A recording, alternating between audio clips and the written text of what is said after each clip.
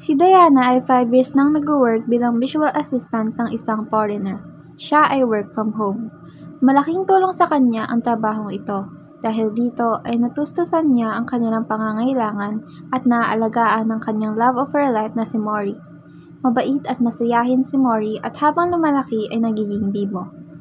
Di sila madalas lumabas sapagkat may kinakatakutan si Diana, ang taong matagal na niyang pinagtataguan. Isang alaala ng taong ayaw niya nang balikan pa. Isang araw, napilitan si Diana na isama si Mori sa pag-grocery sapagkat wala siyang mapag-iiwanan dito. Sila ay nasa chocolate section na siyang hilig ni Mori na may pagka-sweet tooth na di alam kung saan namana. Habang si Diana at Mori ay abalang-abala sa pagkuha ng chocolate, ay di nila napansin ang paglapit ng isang lalaki para kumuha din nito. Bigla namang may lumapit na babae sa lalaki at niyaya na itong bayaran na nila ang kanilang pinamili. Magbabayad na si Diana sa cashier ng paglingat niya ay di niya makita si Mori at hinanap niya ito at nakita niya na kumukuha ng lollipop sa tabi ng isang lalaki at siya'y biglang kinabahan sapagkat ang lalaking katabi ni Mori ay kahawig na kahawig ng bata.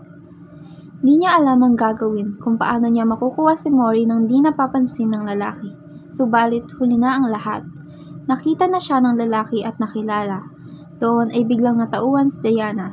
Nilapitan niya kagad si Mori at niyayang bayaran na ang kanilang pinamili. Nakahinga si Diana nang nakauwi na sila sa kanilang tahanan.